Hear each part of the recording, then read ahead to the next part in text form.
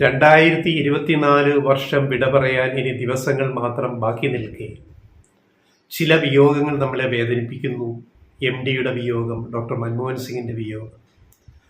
അതേപോലെ പുതുവർഷ പുലരിയെ വരവേൽക്കുമ്പോൾ ചില സന്തോഷകരമായ വാർത്തകൾ മറുവശത്ത് നമുക്ക് കാണാൻ കഴിയുന്നു. കേരളത്തെ സംബന്ധിച്ച് പ്രത്യേകിച്ച് അങ്ങനെ വിഴിഞ്ഞം port of Trivandrum international see port, അവിടെ 100ാമത്തെ മദർഷിപ്പ് ഡിസംബർ 25 ക്രിസ്മസ് നാളിൽ എത്തി. ക്രിസ്മസ് നാളിൽ അതിനെ വിസിൽ വരവേറ്റു, കേക്ക് മുറിച്ച് വരവേറ്റു. 100ാമത്തെ കപ്പൽ വിഴിഞ്ഞത്ത് വരിക എന്ന് പറയുന്നത് ഒരു വലിയ സന്തോഷകരമായ കാര്യമാണ്.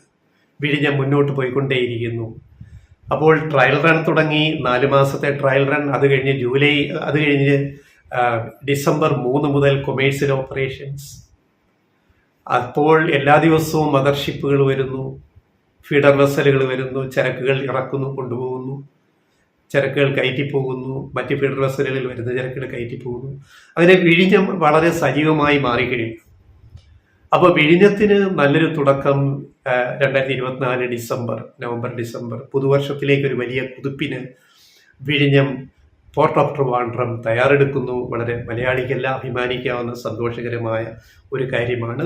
100ാമത്തെ കപ്പൽ തന്നെ, ഏറ്റവും കൂടുതൽ കപ്പലുകൾ വിഴിഞ്ഞത്ത് എത്തിച്ച MSCയുടെ തന്നെ മിച്ചേല എന്ന കപ്പലാണ് ക്രിസ്മസ് നാളിൽ വിഴിഞ്ഞത്ത് ബർത്ത് ചെയ്തത്. അപ്പോൾ അതേപോലെ നമുക്ക് സന്തോഷം തരുന്ന, സമാധാനം തരുന്ന ഒരു കാര്യമാണ് ശബരിമല ഉത്സവം. മണ്ഡലകാല ഉത്സവം ഇന്നലെ സമാപിച്ചു. മണ്ഡലപൂജ തങ്കയങ്കി ചാർത്തി അവസാനിച്ചു. ഇന്നലെ രാത്രി നടയടച്ചു. ഇനി ഡിസംബർ 30-നാണ് മകരവിളക്ക് ഉത്സവത്തിനായി, മഹോത്സവത്തിനായിട്ട് നട തുറക്കുന്നത്.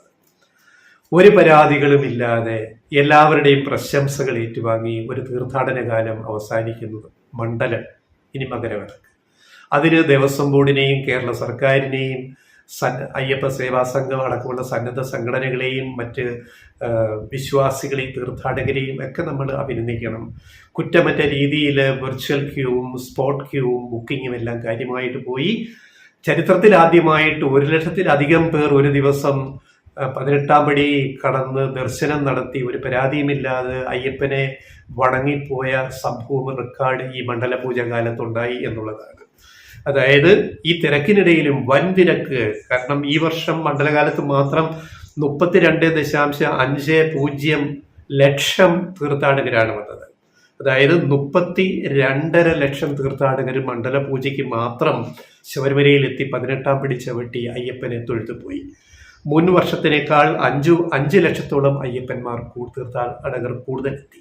അങ്ങനെയാണ് ഒരു ദിവസം 1,00,000-ലധികം തീർത്ഥാടകർ മല ചവിട്ടിയത്, 18ാം പടി കയറി അയ്യപ്പനെ തൊഴുതു പോയത്. അത് ശബരിമലയുടെ ചരിത്രത്തിലെ റെക്കോർഡാണ്. ഇത്രയും കുറ്റമറ്റ രീതിയിൽ പോലീസും ദേവസ്വം ബോർഡും മറ്റ് തീർത്ഥാടകരുടെ പങ്കാളിത്തവും എല്ലാം കൊണ്ടും, പിന്നെ എല്ലാവർക്കും ശബരിമലയിലെത്തിയ എല്ലാവർക്കും സൗജന്യ അന്നദാനം, അതേപോലെ പ്രധാന പ്രസാദങ്ങളായ അരവണയും അപ്പവും ഉണ്ണിയപ്പവും വാങ്ങുന്നതിനൊന്നും വലിയ ഒരു ക്ഷാമവും ഉണ്ടായില്ല. സ്റ്റോക്ക് തീർന്ന അവസ്ഥയുണ്ടായില്ല. എല്ലാവർക്കും അവരവരുടെ താല്പര്യത്തിന് ഇഷ്ടം പോലെ വാങ്ങിച്ചുകൊണ്ട് പോകാൻ സാധിച്ചു. അരവണയും ഉണ്ണിയപ്പവും, പ്രസാദവും അപ്പവും അരവണയും വാങ്ങാൻ സാധിച്ചു. അങ്ങനെ ഈ പലർക്കും, ഇപ്പോൾ ശബരിമല തന്ത്രി കണ്ഠരര് രാജീവര് തന്നെ മണ്ഡലപൂജ നടയടയ്ക്കുന്ന ദിവസം ശബരിമലയിൽ സന്നിധാനത്തെത്തിയ ദേവസ്വം മന്ത്രി VN വാസുവിനെ പൊന്നാടി അണിയിച്ച് സ്വീകരിച്ചിട്ട് പറഞ്ഞു, ഇത്രയും നല്ല രീതിയിൽ എൻ്റെ ഓർമ്മയിൽ ഇപ്പോഴാണ് ഒരു തീർത്ഥാടനം ഞാൻ കാണുന്നത്. അതിന് എല്ലാ അഭിനന്ദനങ്ങളും സർക്കാരിനും മന്ത്രിക്കും തരുന്നു എന്ന് പറഞ്ഞിട്ടാണ് തന്ത്രി കണ്ഠരര് രാജീവര് VN വാസുവൻ ദേവസ്വം മന്ത്രിയെ കഴിഞ്ഞ ദിവസം മണ്ഡലപൂജയുടെ അവസാന ദിവസം സന്നിധാനത്ത് സ്വീകരിച്ചത്. അതുപോലെ മല ചവിട്ടി വന്ന പ്രതിപക്ഷ നേതാക്കൾ, ചില BJP നേതാക്കൾ പോലും, പ്രതിപക്ഷ നേതാവ് VD സതീശൻ, അതുപോലെ രമേശ് ചെന്നിത്തല മുതിർന്ന കോൺഗ്രസ് നേതാവ്, അതുപോലെ RSSന്റെ BJPയുടെ ചില നേതാക്കൾ, മനഃപൂർവ്വം സംസാരിക്കുന്ന ചിലരൊക്കെ, അവരൊക്കെ സർക്കാരിൻ്റെ ശ്രമങ്ങളെ ശബരിമല തീർത്ഥാടന കാലം ഇക്കാലത്ത് നന്നായിട്ട് കൊണ്ടുപോയതിനെ അഭിനന്ദിക്കുകയുണ്ടായി. എന്നാൽ ചില കുത്തിത്തിരിപ്പുകാരും വേണ്ടിയിട്ടില്ല. സംഘപരിവാറിലെ തന്നെ കോൺഗ്രസിലെ തന്നെ ചില കുത്തിത്തിരിപ്പുകാർക്ക് ഇതൊന്നും സഹിക്കുന്നില്ല. അസഹിക്കാത്തവരാരൊക്കെയാണെന്ന് ഞങ്ങൾ പ്രേക്ഷകരോട് പറയേണ്ട കാര്യമില്ല, നിങ്ങൾക്ക് ഊഹിക്കാവുന്നവരാണ്. അപ്പോൾ ഒന്നും ചൊവ്വ നേരം നടക്കരുതെന്ന് ആഗ്രഹിക്കുന്ന കുറെ പേര് ചുറ്റുവട്ടത്തൊക്കെ ഉണ്ട്. അതാണ് ഞങ്ങൾ ഇത് രണ്ടും ചേർത്ത് ഈ സ്റ്റോറി വീഡിയോ ചെയ്തു. വിഴിഞ്ഞും ശബരിമലയും, വിഴിഞ്ഞമായാലും ശബരിമലയായാലും ഏതായാലും ഒന്നും മര്യാദയ്ക്ക് ഈ നാട്ടിൽ നടക്കരുത്, മനുഷ്യനൊരു ഗുണം ഉണ്ടാവാൻ പാടില്ല എന്ന് ആഗ്രഹിക്കുന്ന ചില കുൽസിത ശക്തികൾ നമ്മുടെ ചുറ്റുമുണ്ട്. അവരെയൊക്കെ നേരിട്ടാണ് കേരളം പുതിയ ഒരു പുതുവർഷത്തിലേക്ക് കടക്കേണ്ടത്. ഒട്ടേറെ വെല്ലുവിളികൾ നേരിട്ട് പോകേണ്ടതുണ്ട് എന്നുകൂടി നമ്മളിവിടെ ഓർക്കുക. കൂടുതൽ മദർഷിപ്പുകൾ വിഴിഞ്ഞത്ത് വരട്ടെ, വിഴിഞ്ഞത്തിന്റെ വരുമാനം കൂടട്ടെ, സംസ്ഥാന സർക്കാരിനും കേന്ദ്ര സർക്കാരിനും അതിൻ്റെ പ്രയോജനം കൂടുതൽ ഉണ്ടാവട്ടെ.